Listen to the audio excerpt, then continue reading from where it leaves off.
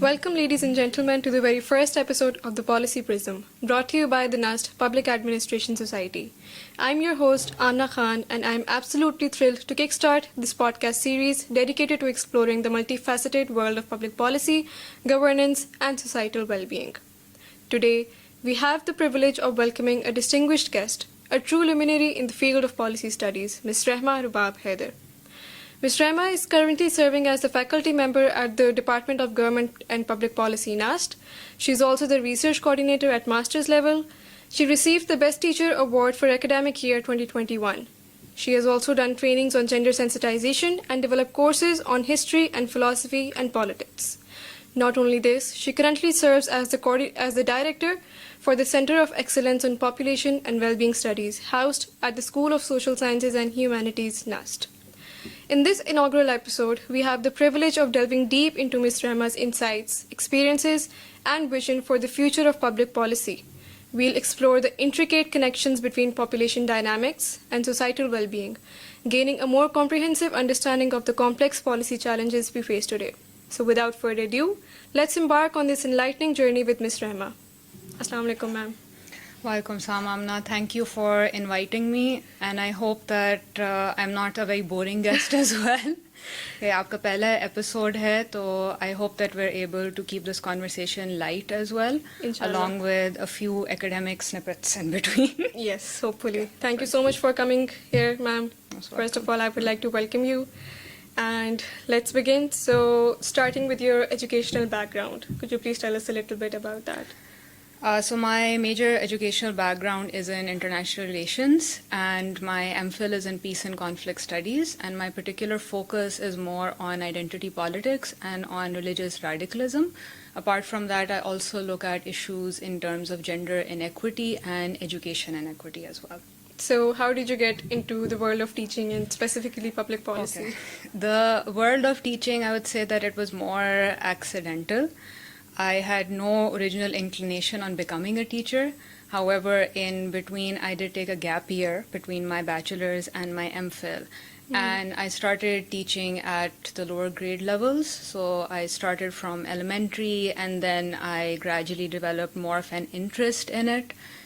And then hop, skip, and jump, I was here at NUST. And I think the due credit I would give to Dr. Rifat Hussain. He was the head of department when I joined NUST. And he was one of the major reasons that sort of pulled me towards the public policy field as well. Because whatever issue that I look towards, ultimately you have to translate those into policy implications or some policy actions. So if you're not looking at the policy angle, then there is no, you can say, endpoint or conclusive element from your research as well.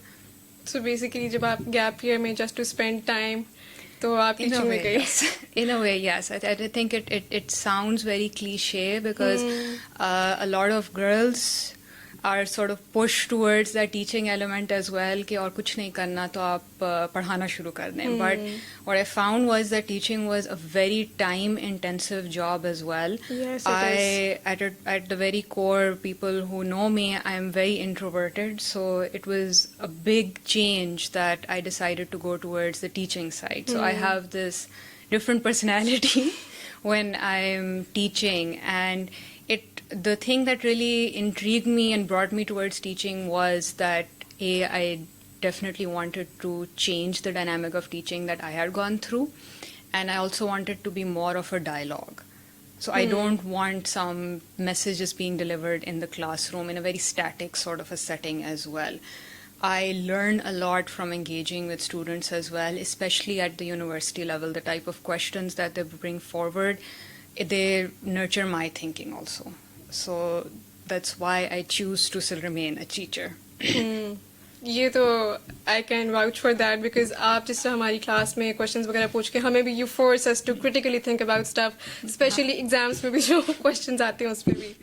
So starting with population. Population is a subject that resonates at the very core of our society and influences every facet of our life. From the bustling streets of the cities to the remote villages nestled in the distant landscapes, the dynamics of population shape our collective destiny. So what do you think the term population means in the context of public policy? and how important is the concept for public administrators? I think from a policy perspective and future policymakers as well, it's very, very essential to understand the population that you're going to ultimately be dealing with as well. And I subscribe to the notion as well that in any format of a nation or identity that we talk about, you need to consult the population, you need to consult the inhabitants as well. And whenever we think about policy making also, I always reiterate this as well, that policy is not something set in stone. Policy always evolves, there's always transitions, it changes as well.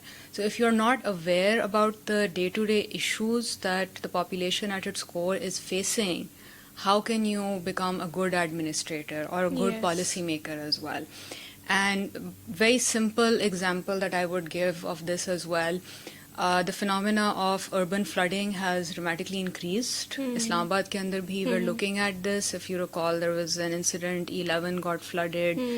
And the approach usually always is that, okay, let's improve the drainage systems.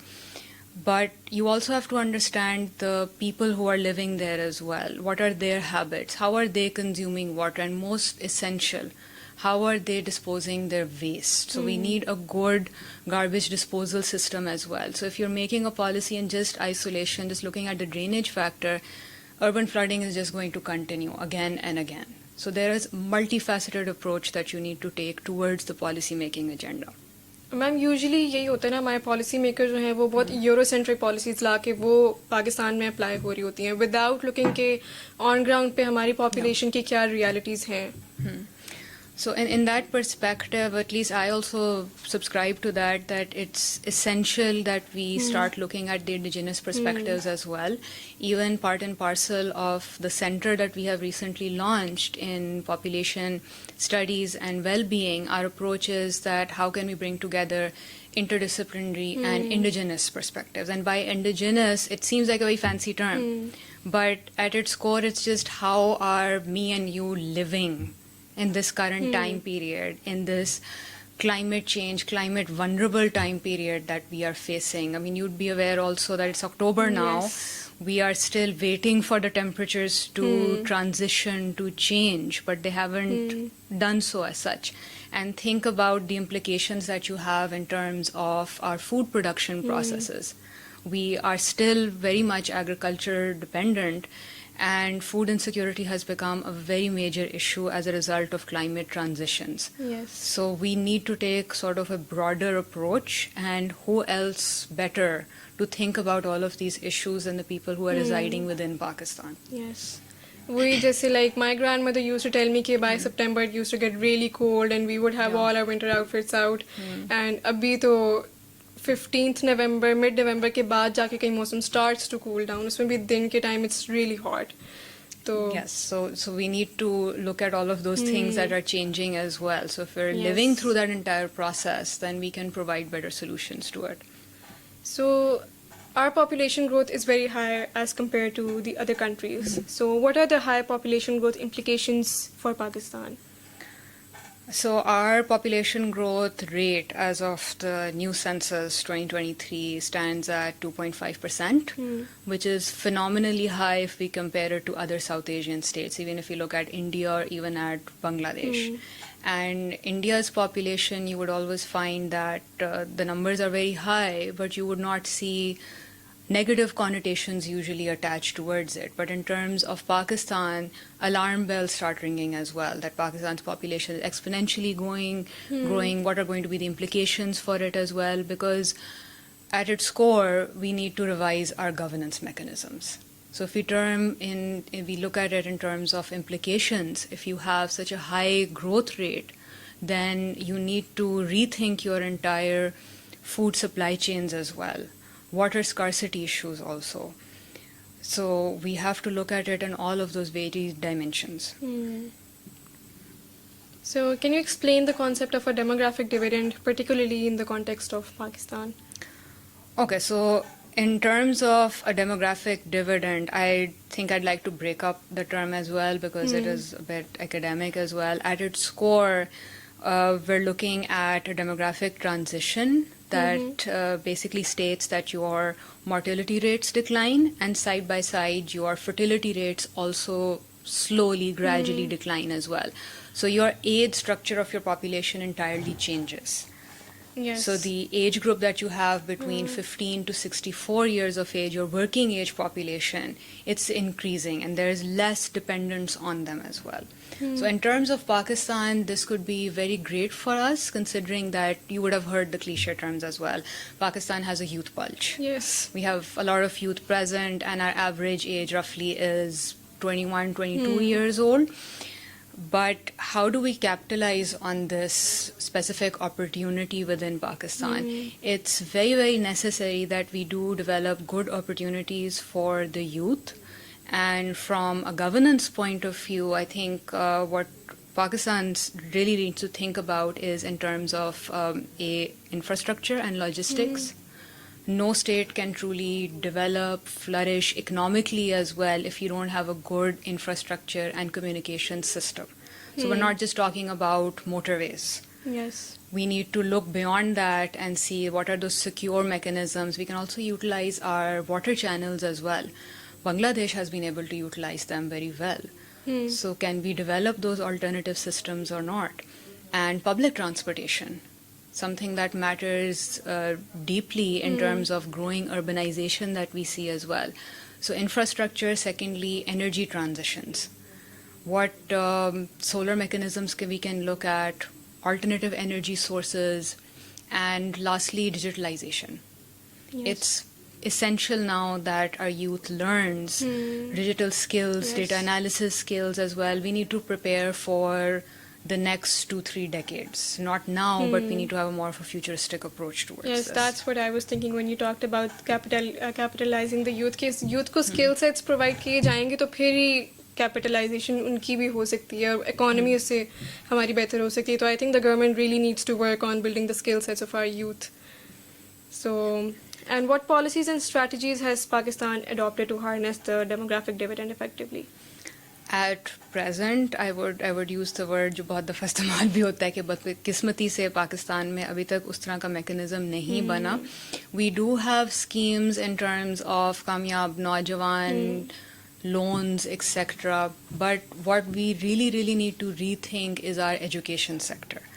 So if we talk about even capitalizing the demographic dividend, two things really matter in this: your health structure and the education structure. And by education, I mean your learning capacities in terms of language and your mathematical skill set. How do you interpret those specific dynamics? And the health of the population.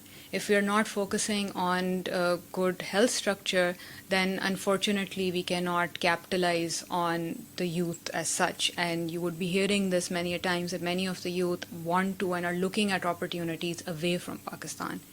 And you cannot blame them as well. If the government is not providing those specific opportunities and skill sets here, then it's all likelihood that the youth would look at opportunities abroad. And in my personal opinion, we can harness those right here at home once we recalibrate the education sector specifically. Or education sector में specifically, I think the government needs to address the issue of the out-of-school children. Yes. मतलब almost 22 million children are out of school according to the 2022. Which is a phenomenal number that you have so many children out of school. And when we look at it from a policy perspective, recently when with the transition of the governments and the caretaker government coming forward, there was a bill I think passed that around 28 universities are going to be opened up, and there should be more schools that are going to be made as well.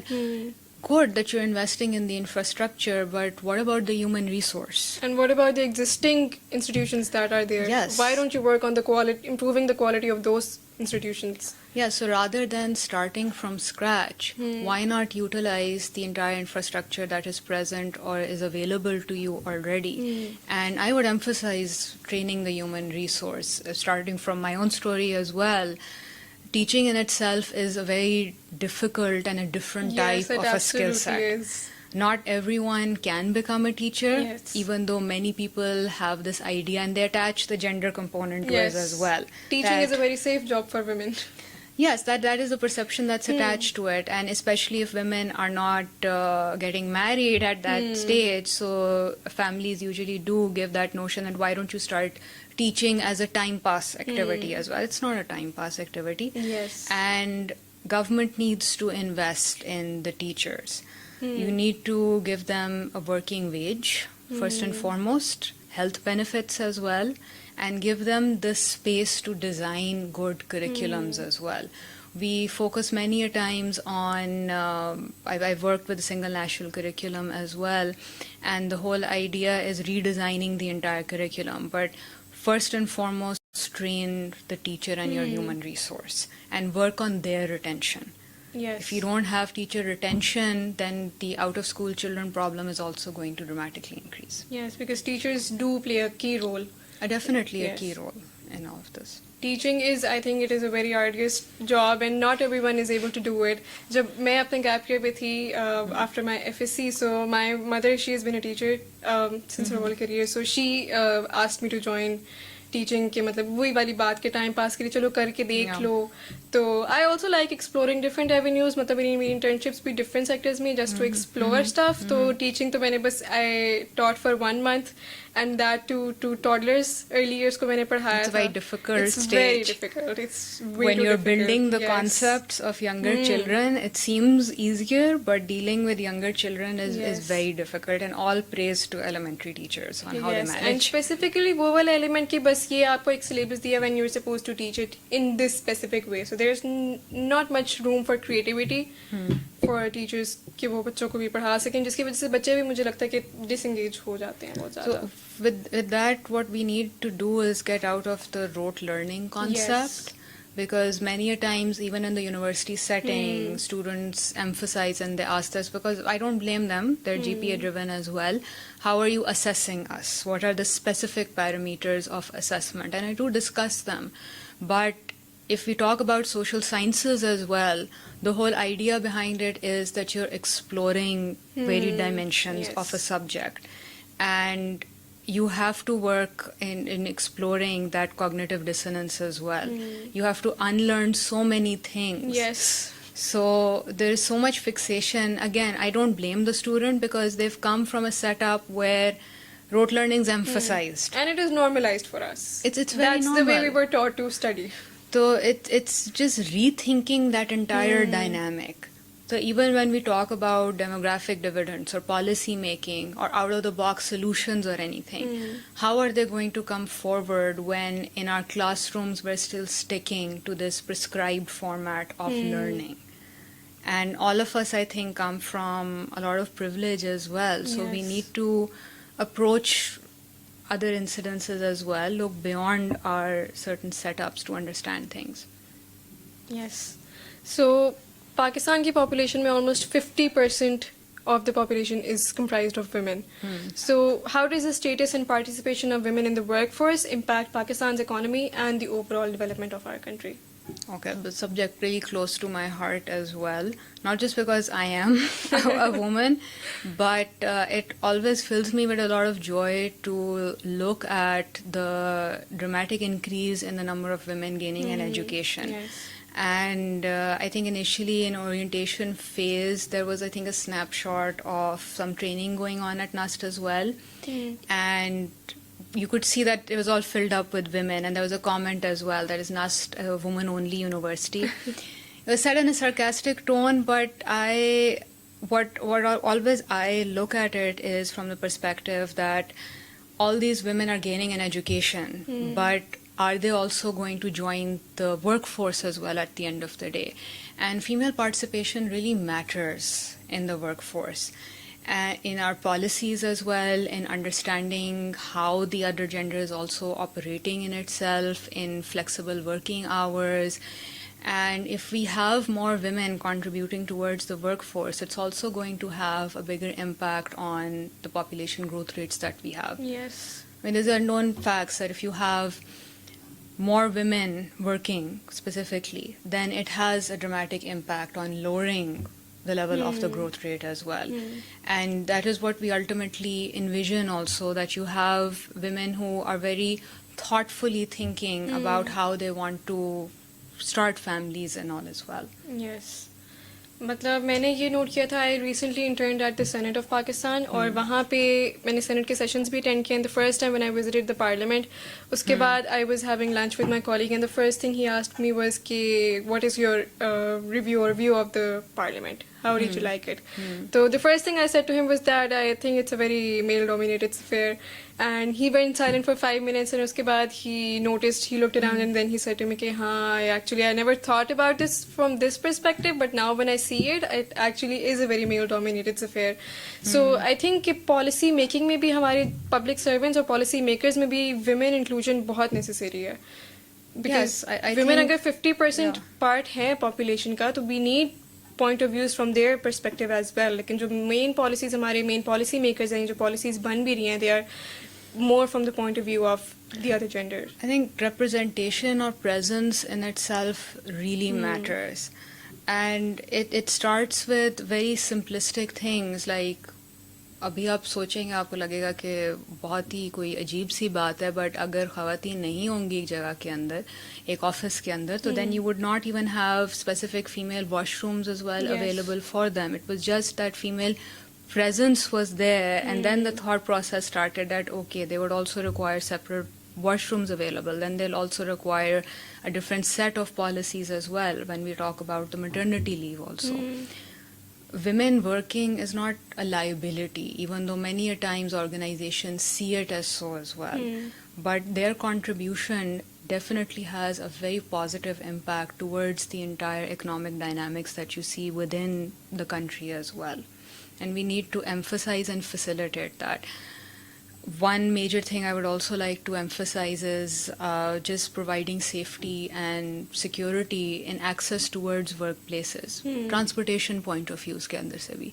Even if you look at Islamabad, Islamabad does not have a public transportation system, a good public transportation system. You do have the private vans running, but there is always a hesitance of women accessing those, and then they'll have to rely on private transports, etc., and the costs would dramatically increase. So it's just their sheer presence that makes you start rethinking a lot of your policies. And if you have these women working, then their contribution in the household also dramatically changes the entire narratives there as well. Yes.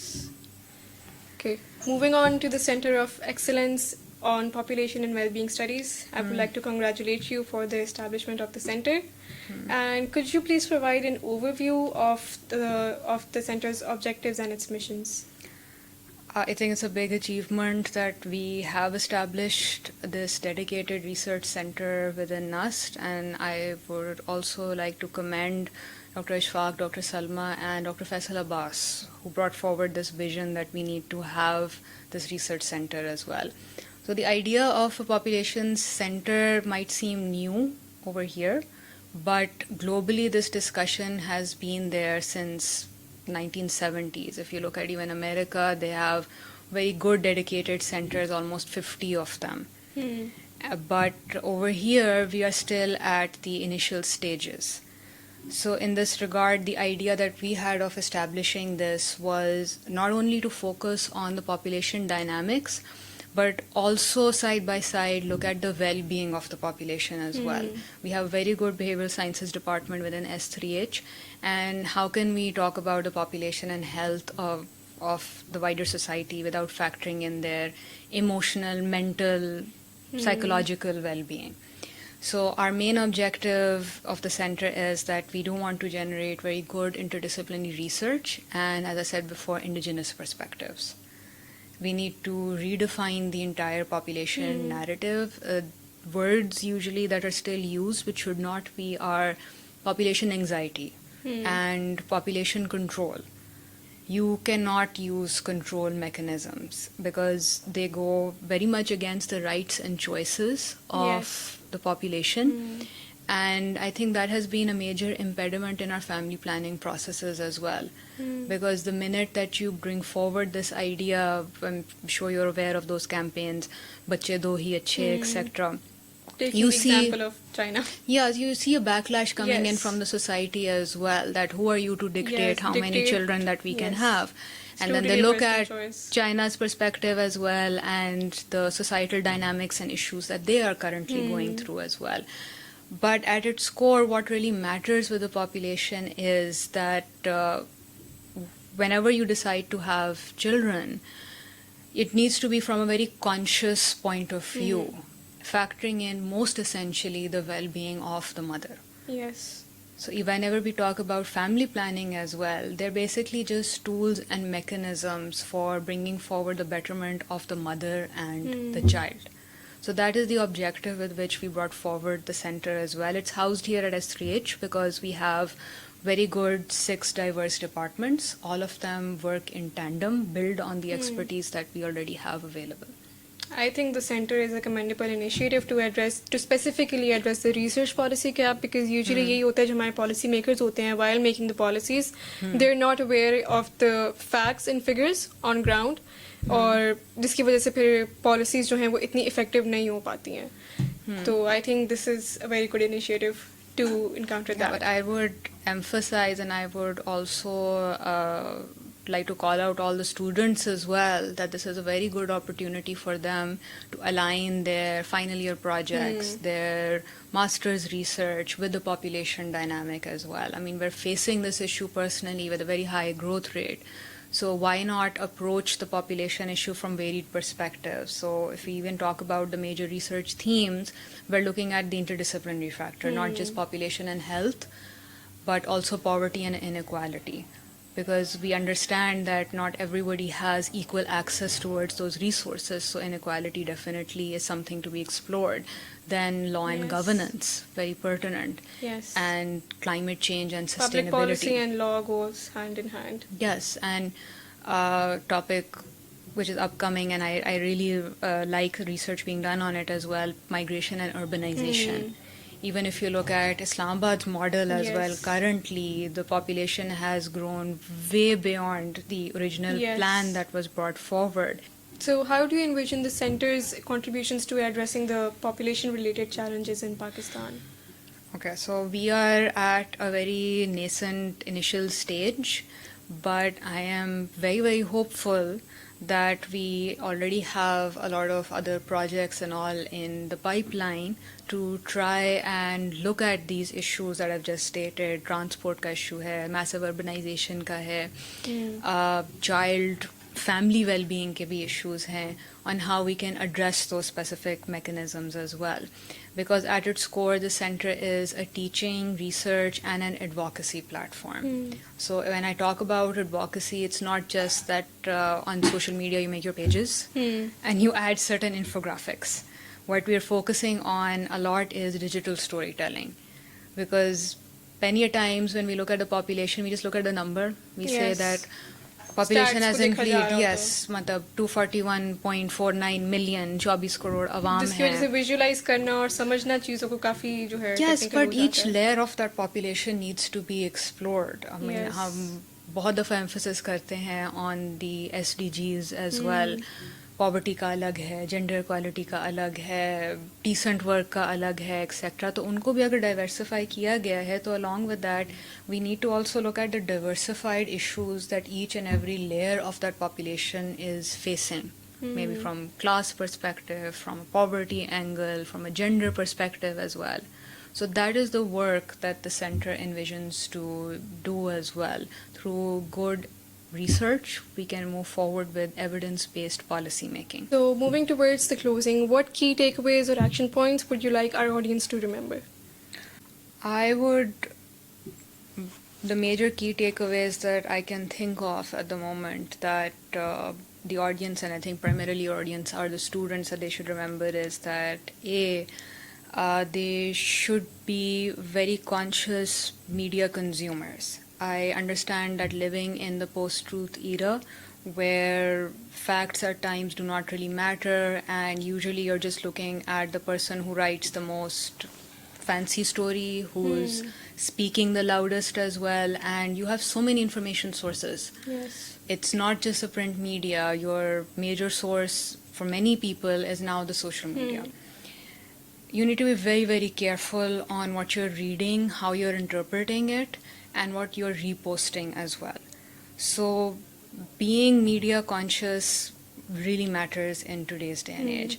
Secondly, I would emphasize that students should be aware of the Constitution of Pakistan. I know there are a lot of interpretations as well. There are so many political cases going on and a lot of misinformation. So rather than depending on another person, it's available online. Why not open it and read it on your own as well, especially when we talk about the fundamental rights and the principles of policy. And this is pertinent in the sense that, inshallah, hopefully we are heading towards the election year. If all goes well, I have fingers crossed. And I'm very hopeful that the democratic setup in Pakistan continues, and it needs to. Inshallah. I would urge the audience as well that first and foremost they should check where their vote is. 8300 ke upar you can just message your CNIC number. And you should be aware about your political candidates as well. Learn about the governance system. बहुत दफ़ा हमारे अंदर एक हेजिटेंस भी आ जाती है और एक नाउमीदी भी हो जाती है कि हम कोई चीज़ सही नहीं कर सकते. और पाकिस्तान के बहुत सारे मसाइल हैं. Especially in current circumstances. Yes, in current circumstances, I understand कि it's difficult to even give hope at times. Yes. But no one else is going to come and resolve things for you or save you from all of these. And we shouldn't even be looking at the savior element. Let's get out of that messiah complex. Allah ने हमें भी शऊर दिया है, and if you have access towards education and learning, why not learn towards doing things for your own state as well as an informed Pakistani citizens. Informed होना बहुत ज़्यादा ज़रूरी है. And in the very end, as Faiz also says कि दिल ना उम्मीद तो नहीं नाकाम ही तो है, लंबी है गम की शाम मगर शाम ही तो है. Sham There is always hope at the end of the tunnel. There is always hope, and we should remain optimistic as well. Cautious optimism maybe, Yes. but optimistic होना बहुत ज़रूरी है. उसके अलावा I don't think so we really have a choice as well. Choices हैं. I would say कि you have choices. It's a matter of how informed you are and what you would like to do with those choices as well. अगर आप इस mentality में ही बैठ जाएं कि मेरे पास कोई ऑप्शन या ओपिनियन है ही नहीं अवेलेबल, तो then nobody can help you. So I at least focus in my interactions as well that one should remain hopeful. Yes. That was very insightful and very thought-provoking. Thank you so much, ma'am, for joining us today Most welcome. and for presenting your point of views. It was a pleasure having you with us. Thank you, Amna. Thank you.